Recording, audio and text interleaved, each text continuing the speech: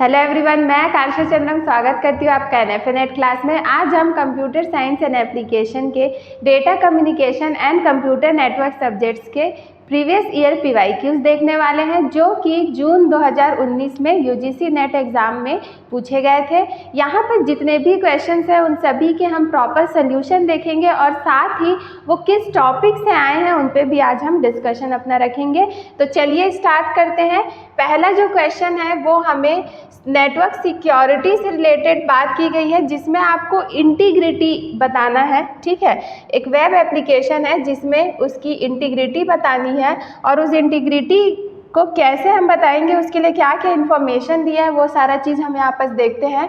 हमको बताया गया है कि एक वेब एप्लीकेशन है जो सपोर्ट कर रहा है environment that has not been fully fortified against the attack, मतलब उसमें अटैक आने के चांसेस है और उसके लिए हम वहाँ पर कोई अलग से सिक्योरिटी मैकेनिज्म नहीं यूज़ किया गया है, इस बारे में बताया गया है।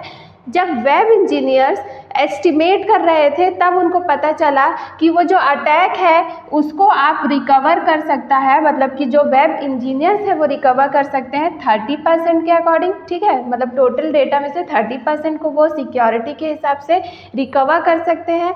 और जो एप्लीकेशन है डज नॉट कंटेन सेंसिटिव और कंट्रोवर्शियल इंफॉर्मेशन, मतलब ऐसा कोई भी सेंसिटिव इन्फॉर्मेशन या कंट्रोवर्शियल इन्फॉर्मेशन नहीं है उस एप्लीकेशन में, ये भी हमें बता दिया गया है। और साथ में आपको एक और इन्फॉर्मेशन दिया है, थ्रेट प्रोबेबिलिटी जो कि 25% है, उसके बारे में हमको बताया है। ठीक है, मतलब आने की चांसेस कितने हैं, थ्रेट 25%। तो what is the integrity of web application, उस वेब एप्लीकेशन का इंटीग्रिटी कैसे हम बता सकते हैं ये हमें बताना है। तो उसके लिए एक फॉर्मूला है जो क्या बताता है कि हमारे पास इंटीग्रिटी कितनी होगी। तो यहाँ पर पहले 1 माइनस थ्रेट की बात हो रही है, ठीक है, और साथ में फिर इसी के 1 माइनस सिक्योरिटी से रिलेटेड होगा। ठीक, सिक्योरिटी। तो इसको जब हम लोग सॉल्व करेंगे तो यहाँ आपका इंटीग्रिटी निकल जाएगा। 1 माइनस थ्रेट का कितना परसेंट दिया गया है, 25%, जिसको मैं 0.25 मेंशन कर सकती हूँ। नेक्स्ट फिर यहाँ पर 1 माइनस सिक्योरिटी, कितना हम उसको रिपेल कर सकते हैं, तो 30%, उसको मैं लिख सकती हूँ 0.3। अब इसको जस्ट सॉल्व करना है, इसको आगे सॉल्व करोगे तो ये 0.7 हो जाएगा, मल्टीप्लाइड आपको करना है 0.25 से, फिर जो वैल्यू आएगी उसको आपको 1 से माइनस करना है। इसको सॉल्व करोगे तो 0.175 आएगा। ठीक है, और 1 से माइनस करेंगे तो कुछ समथिंग 0.82 के आसपास आने वाला है। और अगर हम ऑप्शन देखें तो ऑप्शन जो डी है हमारा वो क्या हो जाएगा, इसके लिए करेक्ट आंसर होगा। 0.82 के आसपास हमारा आया है, मतलब 825, और बाकी सब वही ऑप्शन में आप देखोगे तो वो क्लियरिटी आपको दिख जाएगी। तो ये जो था वो सिक्योरिटी से रिलेटेड था, जहाँ आप इस फॉर्मूला का यूज़ कर सकते हैं, क्या निकालने के लिए, इंटीग्रिटी निकालने के लिए। नेक्स्ट क्वेश्चन देखते हैं। अगला क्वेश्चन हमें टोपोलॉजी से रिलेटेड दिया गया है, जहाँ पर हमें फुल्ली कनेक्टेड टोपोलॉजी की बात की गई है और जिसे हम एक और नाम से जानते हैं जो बहुत फेमस है, जिसको हम बोलते हैं मैश टोपोलॉजी। मैश टोपोलॉजी में क्या किया जाता है, हर एक नोड अदर नोड के साथ डायरेक्ट कनेक्टेड रहता है, जिसको हम पॉइंट टू पॉइंट भी बोलते हैं। ठीक है, डायरेक्ट लिंक रहता है।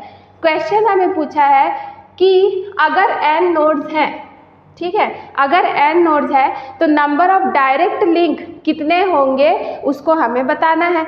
तो अगर मैं मैश टोपोलॉजी में नंबर ऑफ n नोड्स है तो लिंक यानी केबल कितने लगेंगे, तो उसके लिए आपके पास फॉर्मूला होता है n into n minus 1 divide by 2 की बात होती है। ठीक है, हर नोड दूसरे अदर नोड के साथ, बाकी अदर नोड के साथ डायरेक्ट कनेक्टेड रहते हैं, तो आपको निकालने का तरीका है n into n minus 1 divide by 2। मतलब अगर मेरे पास 5 नोड है तो आप n की वैल्यू यहाँ पर 5 रखेंगे और फिर इसका जितना भी वैल्यू आएगा वो हमारा कितना निकलेगा, वो मेरा लिंक निकलेगा। ठीक है, तो इस तरीके के क्वेश्चन हमें टोपोलॉजी से में देखने को मिलते हैं और अक्सर करके मैश टोपोलॉजी से रिलेटेड क्वेश्चन पूछता ही है।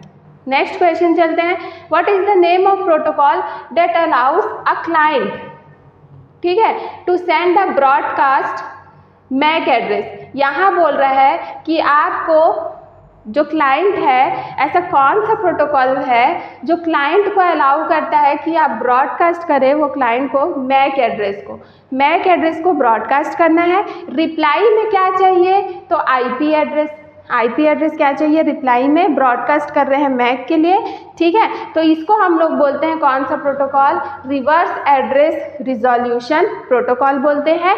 उसी का अपोजिट, मतलब जैसे कि हमने रिवर्स एड्रेस रिजोल्यूशन प्रोटोकॉल बात की गई, तो ये एड्रेस रिजोल्यूशन प्रोटोकॉल का क्या होता है, रिवर्स यानी अपोजिट होता है। तो जैसे यहाँ हम मैक एड्रेस को ब्रॉडकास्ट कर रहे हैं, ARP में क्या किया जाता है, आईपी एड्रेस को ब्रॉडकास्ट किया जाता है, और रिप्लाई में उनको क्या चाहिए रहता है, मैक एड्रेस, जिसे हम हार्डवेयर एड्रेस भी बोलते हैं, ठीक है। तो यहाँ ये दो प्रोटोकॉल्स आपने देखा जिसके बारे में मैं यहाँ पर नेक्स्ट जो आपको दिख रहा है क्या, डोमेन नेम सिस्टम DNS। तो इसका काम क्या रहता है, ये भी एक तरीके का प्रोटोकॉल है जो एप्लीकेशन लेयर में यूज़ किया जाता है, यानी कि नेम को एड्रेस के साथ मैप करने की बात आएगी या फिर एड्रेस को नेम के साथ मैपिंग करने की बात आती है, तो वो कौन करता है, कौन सा प्रोटोकॉल, डोमेन नेम सिस्टम की बात करता है। ICMP की अगर मैं बात करूँ तो ICMP जो है वो उसका फुल फॉर्म अगर मैं बताऊँ तो इंटरनेट कंट्रोल मैसेज प्रोटोकॉल है, जो इंटरनेट लेयर्स में यूज़ किए जाते हैं, ठीक है। मैसेज को कंट्रोल करने की बात होती है। तो ये यहाँ पर इतने प्रोटोकॉल्स आपको दिए गए हैं जिसके बारे में मैंने आपको ओवरव्यू दे दिया, और ये सारे प्रोटोकॉल्स के बारे में हमें पता होना चाहिए, एक तो वो किस लेयर में काम कर रहे हैं और किस उसका मतलब रिस्पॉन्सिबिलिटी क्या है, उसका काम क्या है, ये हमें पता होना चाहिए। इसी के साथ हमारे पास बहुत सारे प्रोटोकॉल है जिसके बारे में हम लोगों को जानकारी होनी चाहिए और इम्पॉर्टेंट भी है एग्जाम पॉइंट ऑफ व्यू से। नेक्स्ट चलते हैं, न्यूमेरिकल क्वेश्चन दिया है। न्यूमेरिकल क्वेश्चन में आप देखो क्या बोल रहा है, यहाँ पर देखो आपको बताया गया है कि डेटा लिंक लेयर है, ठीक है, प्रोटोकॉल जिसमें बैंडविड्थ यूज़ किया जा रहा है 1 गीगाबिट पर सेकेंड के हिसाब से, और जहाँ पर उसकी लेंथ जो है उस डेटा की वो कितनी बोल दिया है, 800 kilometre. Assume that the speed of light इस कितना है, मतलब स्पीड आपको प्रोवाइड कर दिया है, लेंथ आपको प्रोवाइड कर दिया है, फाइंड क्या करने बोल रहा है, प्रोपोगेशन डिले, ठीक है। और प्रोपोगेशन डिले किसको बोलते हैं, टाइम। तो यहाँ पर देखो हम नॉर्मल एक फॉर्मूला पढ़ते आए हैं स्टार्टिंग से, जिसको हम बोलते हैं speed equals to distance divide by time. यही फॉर्मूला बस यहाँ पुट करना है। कैसे पूछा क्या है इनमें से, हमें प्रोपोगेशन डिले पूछा है जिसको हम क्या बोलते हैं, टाइम। तो याद रखिएगा ये प्रोपोगेशन डिले का मतलब बोला जा रहा है, आपको टाइम की बात की गई है। तो आपको टाइम निकालना है तो क्या हो जाएगा, स्पीड डिस्टेंस अपॉन स्पीड हो जाएगा, ठीक है, ऑब्वियस सी बात है।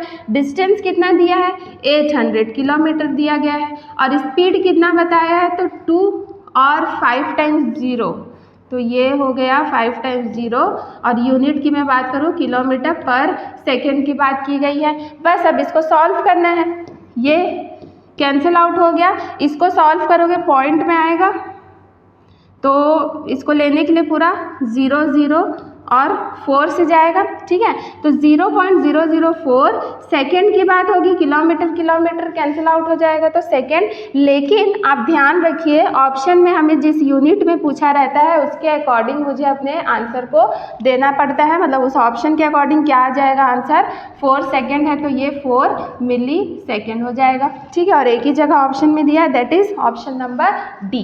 क्लियर।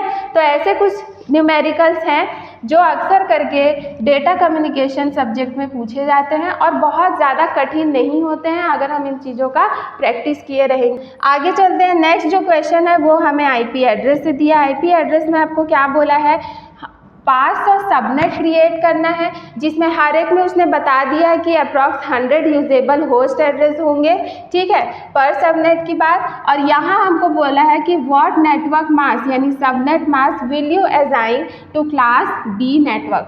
सीधा सा बात है, क्लास फुल एड्रेसिंग की बात हो रही है जिसमें हम सबनेटिंग भी करने वाले हैं। क्लास बी का सबनेट मास, डिफ़ॉल्ट सबनेट मास क्या होता है, 255.255.0 और .0। ये सबनेट मास, डिफ़ॉल्ट सबनेट मास। हमको चाहिए कितना, 500 सबनेट्स। कहाँ से लेंगे, होस्ट बिट से बोरो करते हैं। ये मेरा होस्ट बिट हो गया। यहाँ से मुझे सब पास और सबनेट क्रिएट करना है, कितने बिट से जाएगा, 2⁹ 500 को 2⁹ में हम कन्वर्ट कर लेंगे, मतलब मेरा यहाँ से 9 बिट को मैं कवर करूँगी, तो ये तो सेम रहेगा, ये भी पूरा क्या हो जाएगा 255 होगा, क्योंकि 8 बिट यहाँ से पूरा क्या हो जाएगा 1 हो जाएगा। अब उसको आप सॉल्व करोगे मतलब ऐड करोगे तो 255, यहाँ से एक और बिट होगा, ठीक है, जो कैसे हम इसको और एक्सपांड कैसे कर सकते हैं, तो एक पहला 1 क्योंकि 8 यहाँ से ले लिए, 9 यहाँ से आ गया, नेक्स्ट 7 टाइम क्या हो जाएगा 0, ठीक है।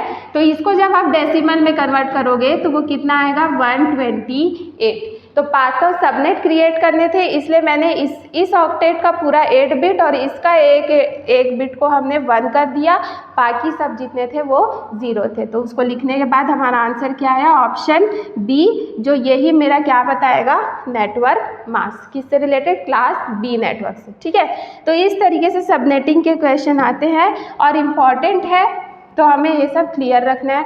नेक्स्ट क्वेश्चन हमें पूछा गया है स्टेटमेंट वाइज, जो भी IPv4 से ही दिया गया है, आपको लूप बैक एड्रेस से रिलेटेड बात की गई है। पहला स्टेटमेंट बोल रहा है loop back addressing is a member of class B network. Class B का होता है क्या, नहीं, वो क्या होता है क्लास ए का, जिसका रेंज होता है, अगर मैं डेसिमल में बात करूँ तो 0 to 127, और अगर मैं बाइनरी से बात करूँ तो पहला बिट कैसा होना चाहिए, 0 से स्टार्ट होना चाहिए। पहला क्या हो जाएगा गलत, तो P तो फॉल्स हो गया। क्यों, loop back address is used to send a packet from host to itself. लूप बैक का काम ही यही है। Q क्या हो जाएगा, ट्रू हो जाएगा, तो P फॉल्स और Q ट्रू। ऑप्शन नंबर 2 इसका क्या होगा, आंसर होगा, ठीक है। तो ये स्टेटमेंट वाइज क्वेश्चन थे। नेक्स्ट क्वेश्चन पे चलते हैं। TCP/IP model encryption and decryption are function of dash layer. TCP/IP में हमको बोला गया है कि इंक्रिप्शन और डिक्रिप्शन जो फंक्शंस है वो कौन से लेयर के हैं। तो हालांकि हमने OSI में इसको कौन से लेयर में पढ़ा है, प्रेजेंटेशन, बट TCP में क्या होता है वो कंबाइन हो जाता है किस में, एप्लीकेशन लेयर पे, इसलिए इसका आंसर क्या हो जाएगा एप्लीकेशन लेयर। जहां एप्लीकेशन लेयर में प्रेजेंटेशन, सेशन और एप्लीकेशन तीनों को एक साथ कंबाइन किया जाता है, तो उनके सारे फंक्शंस हम किस में काउंट करेंगे, एप्लीकेशन लेयर में।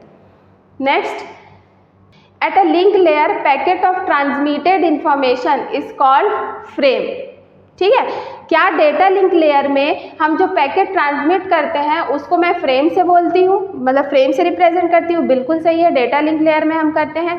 बट नेटवर्क लेयर में क्या पैकेट को मैं सेगमेंट बोलती हूँ क्या, नहीं, सेगमेंट हम कौन से लेयर में बात करते हैं, ट्रांसपोर्ट लेयर में बात करते हैं। यहाँ पर क्या ध्यान देना है हम लोगों को, नेटवर्क लेयर में अपने को पैकेट बोला जाता है, आइदर आप उसको पैकेट बोलो या फिर खाली डेटाग्राम, ठीक है, पैकेट या फिर डेटाग्राम के नाम से हम रिप्रेजेंट करते हैं।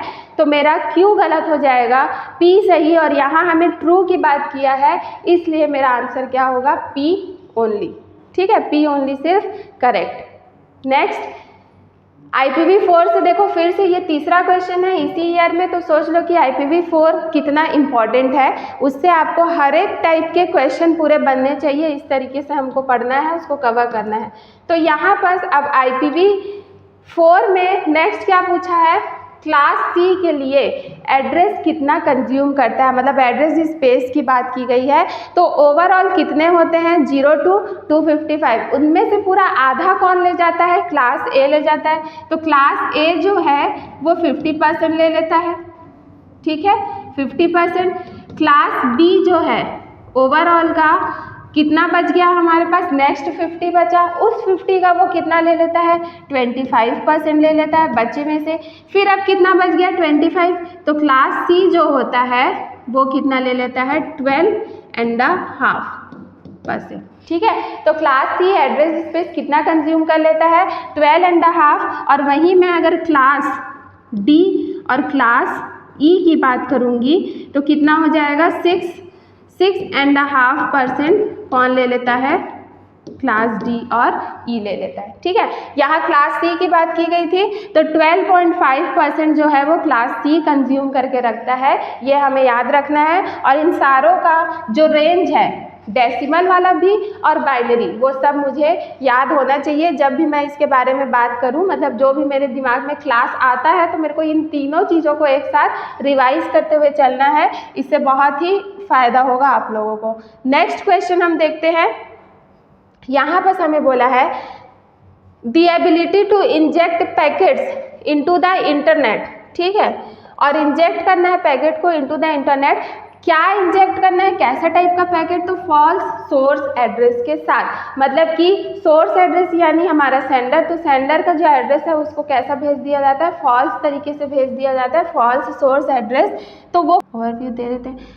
पहला जो है man in the middle attack, इसमें क्या होता है जब दो पार्टी आपस में कम्युनिकेट करते हैं तो एक थर्ड पार्टी जो रहता है उसके मैसेज को ऑल्टर कर देता है, और बट जो दो पार्टीज होते हैं उनको लगता है कि वो डायरेक्ट कम्युनिकेट कर रहे हैं। तो ऑब्वियस सी बात है, अगर मैसेज ऑल्टर हो जा रहा है तो उसकी मीनिंग चेंज हो जाएगी, उसकी रिलायबिलिटी नहीं रहेगी, ठीक है। तो ये गड़बड़ है। तो इसका होता है कि ऑल्टर करना मैसेज को, जो थर्ड पर्सन उस नेटवर्क में बैठा है उसने करता है। फिशिंग, फिशिंग हमने सुना है साइबर क्राइम के बारे में। साइबर क्राइम को ही हम क्या बोलते हैं, फिशिंग, फंसाना। किसके थ्रू होता है, कॉल से हो जाता है, मतलब कॉल करके कोई कुछ बोल देता है, मैसेज के थ्रू भी आता है, ईमेल्स के थ्रू जनरली आए जाते हैं। आजकल कॉल भी बहुत फेमस हो गया इन सभी चीज़ के लिए, वो होता है फिशिंग, ठीक है, हमारे सेंसिटिव इन्फॉर्मेशन को यूज़ करना। स्निफिंग, स्निफिंग मतलब स्नैच। यहाँ पर क्या होता है, जो थर्ड पर्सन है वो उनके दो पार्टीज़ के बीच में जब कम्युनिकेशन होती है तो वो सीक्रेटली क्या करता है, उनकी इन्फॉर्मेशन को कलेक्ट करता है।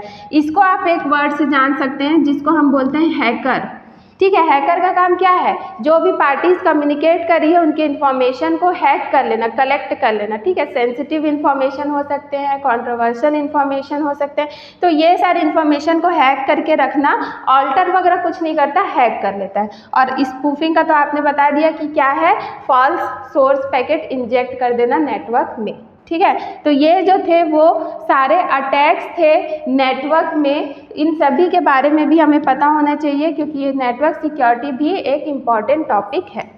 नेक्स्ट जो है यहाँ पर वो क्या बताया है, आरएसए से रिलेटेड बोला है the RSA encryption algorithm also work in reverse. अच्छा, आरएसए को बताया गया है कि आरएसए का जो भी प्रोसेस था उसको हम लोग रिवर्स में भी यूज़ कर सकते हैं, जिसमें क्या होगा, you can encrypt a message with the private की। प्राइवेट की से मैसेज को इनक्रिप्ट कर ले and decrypt it using by the public की। तो इस प्रॉपर्टी को हम क्या बोलते हैं, क्योंकि हमें आरएसए का अपोजिट, ये जो प्रोसेस बताया वो आरएसए का अपोजिट है। पहले आरएसए क्या होता है, आरएसए में ध्यान रखिएगा, दो पर्सन कम्युनिकेट कर रहे हैं, इनक्रिप्ट जो हम लोग करते हैं वो बी का, जो बी सेंडर मतलब जो सेंडर है वो हमारा क्या करता है, पब्लिक की को ब्रॉडकास्ट कर देता है, और जो सेंडर है जो रिसीवर है वो पब्लिक की को ब्रॉडकास्ट कर देता है, और सेंडर उस पब्लिक की के थ्रू इनक्रिप्ट करता है। और जब डिक्रिप्ट करने की बारी आती है तो जो रिसीवर है वो अपने पास रखे हुए प्राइवेट की से डिक्रिप्ट करता है। यहाँ जस्ट अपोजिट बोला, इनक्रिप्ट हम करेंगे प्राइवेट की से, क्लियर, और डिक्रिप्ट करते हैं पब्लिक की से, बोल दिया है, क्लियर। तो यहाँ पर इस प्रॉपर्टी को हम लोग बोलते हैं डिजिटल सिग्नेचर्स बोलते हैं। क्या बोलते हैं, डिजिटल सिग्नेचर की बात होती है। जस्ट अपोजिट किसका, आरएसए एल्गोरिथम का।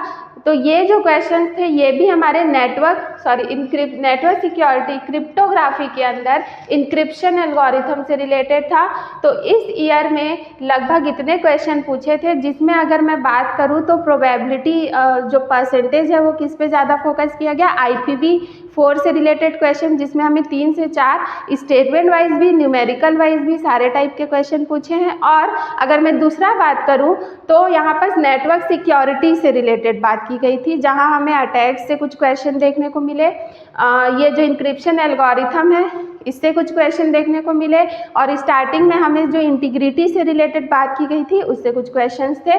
तो ऐसे टाइप के जो क्वेश्चन हैं, और ये जो आज का टॉपिक था कौन कौन सा, IPv4 और ये क्रिप्टोग्राफी जिसमें नेटवर्क सिक्योरिटी का पूरा पार्ट, वो सारे ही बहुत इंपॉर्टेंट है। तो इन टॉपिक्स को हमें पूरी तरीके से प्रिपेयर करना है, और इसी तरीके से आप अपने नेक्स्ट एग्ज़ाम के लिए प्रिपेयर ज़रूर करते रहिएगा। और आज का वीडियो अच्छा लगा हो तो लाइक, शेयर और कमेंट ज़रूर करें, और सब्सक्राइब करना ना भूलें। शुक्रिया।